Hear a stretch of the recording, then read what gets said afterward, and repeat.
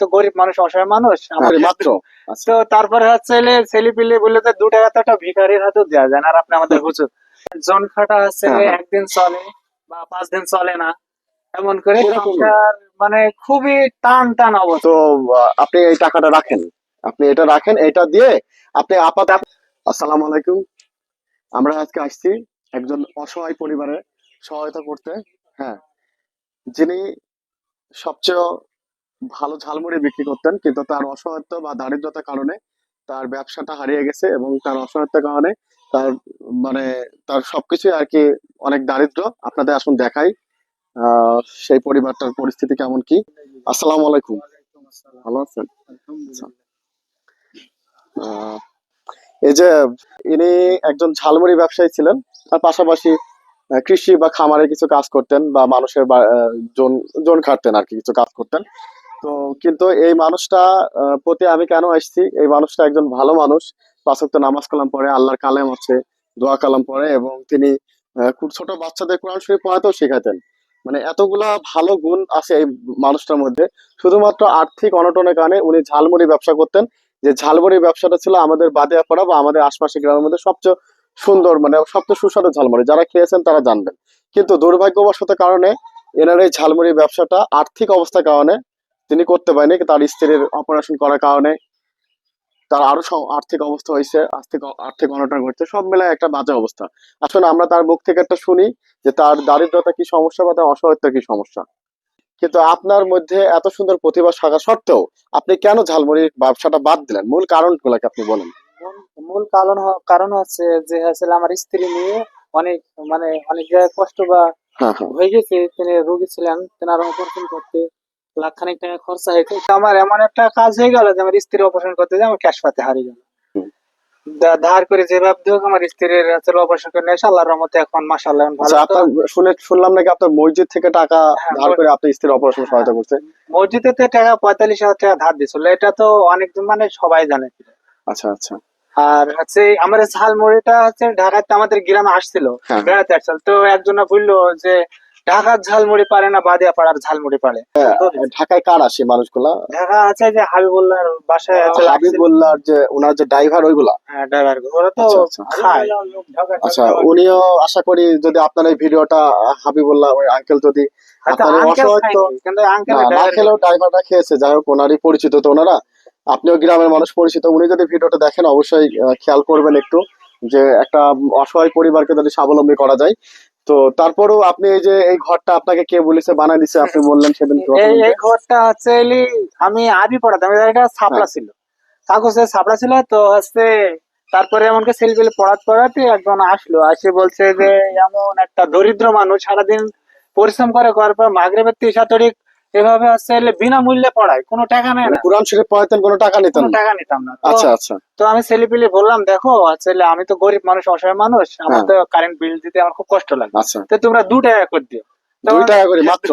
তো তারপরে হচ্ছে ছেলেপেলে বললে তো 2 টাকা তো একটা ভিখারির হাতেও দেওয়া যায় না। আর আপনি আমাদের হুজুর, তো আপনার 5 টাকা, হুজুর মানুষের 2 টাকা দেওয়া তো 5 টাকা করে দিতে, 2 টাকা করে আমি রেখে কারেন্ট বিল দিতাম, আর এই 3 টাকা ওদের জন্য ব্যাংকে জমা করতাম। পরে ওদের অনেক টাকা যখন 1600-1700 টাকা হলো, তখন ওদের একটা খাবারের ব্যবস্থা করে ওই টাকা দিয়ে কারেন্ট বিল না দিয়ে আপনি খাবারের ব্যবস্থা করলেন। 2 টাকা আমি এটা ওনার ভাই। আপনি আপনার ভাইয়ের দারিদ্রতা সম্পর্কে বলেন। আপনি যেহেতু আপনার তার আপন ভাই, ইনি ভালো বুঝবেন এনারা কতটা অসহায় বা দারিদ্র। আমার ভাই এত রুদ্র, আমার ভাই গরিব, কষ্টটা কিছু নাই। হ্যাঁ, বলেন। ভাই এই ঝালমুড়ি বিক্রি করে, সারাদিন কাজ করে, ঝালমুড়ি ব্যবসা করে, আর সংসারটা ভালো করে টুকটাক টুকটাকটা একটু চলে। এই ঘরটা হচ্ছে বিদেশি একজন আছে, কি আল্লাহর রহমত, তিনি হচ্ছে টাকা একজন হাত দিয়ে পাঠিয়েছে, তারপরে উপরে টিন গুলা তার টাকা দিয়ে কিনা হচ্ছে। যাই হোক, কথা হচ্ছে আপনারা তার মুখে তার দারিদ্রতার কথা শুনলেন, যে তার স্ত্রী অসুস্থতা হওয়ার কারণে তিনি তার অনেকটা গরিব মানুষ, টাকা পয়সা এমনি ছিল না, মসজিদের মানুষ টাকা ধার করে তার স্ত্রীর অপারেশনে সহায়তা করছে। তাছাড়া দেখতে পাচ্ছেন তার বাড়ি ঘরের যে কি করুণ অবস্থা। তিনি অনেক সুন্দর ঝালমুড়ি বিক্রি করতেন, এবং তার মধ্যে একটা দারুণ প্রতিভা আছে। অনেক মানুষ আজে বাজে ঝালমুড়ি বিক্রি করে অনেক স্বাবলম্বী হচ্ছে, এত সুন্দর ঝালমুড়ি বিক্রি করার পরও তিনি এখন বঞ্চিত শুধুমাত্র অর্থের অভাবে। তা আমাদের এখানে আসার মূল উদ্দেশ্য হচ্ছে একটা অসচ্ছল, একটা অসহায় পরিবার কিভাবে তার সচ্ছলতা ফিরে আনা যায়। এবং আমার কাছে মনে হয় আমাদের গ্রামের সবচেয়ে দারিদ্র মানুষ ইনি, এবং এনার মতো সৎ ভালো মানুষ আমি আমার চোখে সেরকম ভাবে দেখি নাই। এত দারিদ্রতার মধ্যে থেকেও তো একটা মানুষ সৎ হয়। মাত্র 2 টাকা নিয়ে তিনি কোরআন শরীফ পড়াতেন এবং তার খাতে অনেক মানুষ কোরআন শরীফ শিক্ষা গ্রহণ করেছেন। এরকম একটা মহান একটা ভালো ব্যক্তিত্ব সম্পন্ন মানুষ শুধুমাত্র দারিদ্র এবং টাকা পয়সার অসহায়তার কারণে সে আজকে পিছিয়ে পড়ে আছে। এই জন্য আমরা উদ্যোগ নিয়েছি যে তাকে কিছু সহায়তা দিয়ে তার ঝালমুড়ি ব্যবসাটাকে আমরা দাঁড় করে দেব। তো আমরা এখন তাকে কিছু সহায়তা করব। তো আমাদের আমাদের ওনার হচ্ছে ঝালমুড়ি নিয়ে আচ্ছা, আপনি গতদিনকে আমাকে এমনি একটা আনুমানিক বলছিলেন কত টাকা লাগতে পারে আপনার ঝালমুড়ি টোটাল জিনিসগুলা নিয়ে। আপনি বললেন মানে আনুমানিক 10 থেকে 15 হাজার টাকা, তাই তো? গতকাল আমাকে বলছিলেন 10 থেকে 15 হাজার টাকা তার লাগতে পারে। তো আমরা আসলে অত টাকা এখনো ম্যানেজ করতে পারিনি, হয়তোবা 10-15 হাজার টাকা আমাদের পক্ষে এভাবে সম্ভব হয়নি। আমাদেরকে একটা ছোট ভাই হেল্প করছে, সেটা হচ্ছে ফেসবুক পেজের নাম ওসিলা। তো তার নাম হচ্ছে তানভীর হাসান তৌফিক। এখানে 4,000 টাকা দিয়েছে আপাতত তাকে সহায়তা করার জন্য। তো আপনি এই টাকাটা রাখেন, আপনি এটা রাখেন, এটা দিয়ে আপনি আপাতত স্টার্ট করেন যে আপনার ভ্যান এবং ভ্যানের যে যন্ত্রপাতি বা ঝালমুড়ির যে জিনিসগুলো তৈরি করা যায় একটা ব্যবসা দাঁড় করানোর জন্য সেগুলো তৈরি করেন। তো মাত্র 4,000 টাকা দিয়ে আসলে যেখানে 15,000 টাকা একটা মানুষের দরকার, মাত্র 4,000 টাকা দিয়ে হয়তোবা আমরা তার ব্যবসাটাকে কোনো রকম ভ্যানটা ঠিক করতে পারবো, কিন্তু ব্যবসাটা কিন্তু দাঁড় করাতে পারবো না।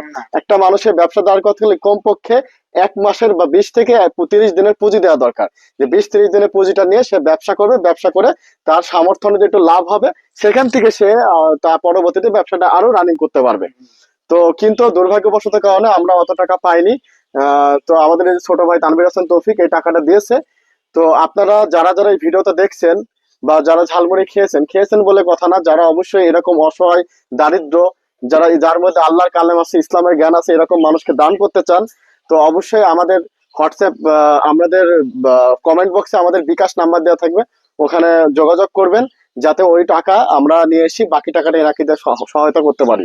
কারণ সামান্য 4,000 টাকা দিয়ে হয়তো বা তার এই জিনিসটা কখনোই আমরা শেষ করতে পারবো না, কারণ এখনো আমাদের বেশ কিছু টাকা লাগবে। আপনারা ভিডিওটা করার উদ্দেশ্য হচ্ছে যারা হৃদয়বান মানুষ আছেন, যারা একটা পরিবারের সচ্ছলতার মুখ দেখাতে চান, তারা অবশ্যই আমাদেরকে সহায়তা করবে অন্ততপক্ষে এই ভাইটির জন্য, যাতে একটা পরিবারের মানুষ সচ্ছলে দাঁড়াতে পারে। কারণ এনার বড় ভাইটাও খুব একটা যে আর্থিকভাবে স্বাবলম্বী এমন না যে সহায়তা করবে, বা ইনার যে বাবা সেও যে এমন জমি দামা আছে আর্থিকভাবে সহায়তা করবে এমন না। সব এই শুধু এই বাড়ির জায়গাটুকুই আছে, বাইরে মানুষের জমি জমা লিজ নিয়ে একটু করে না, এরকম একটা অবস্থা। এ মানে একেবারে দারিদ্র অবস্থা। তো একটা অসহায় পরিবারকে যদি স্বচ্ছতা দান করতে হয় তাহলে হৃদয়বান মানুষ অবশ্যই এনাকে সহায়তা করবেন। তো আসসালামু আলাইকুম ওয়া রাহমাতুল্লাহি ওয়া বারাকাতুহু।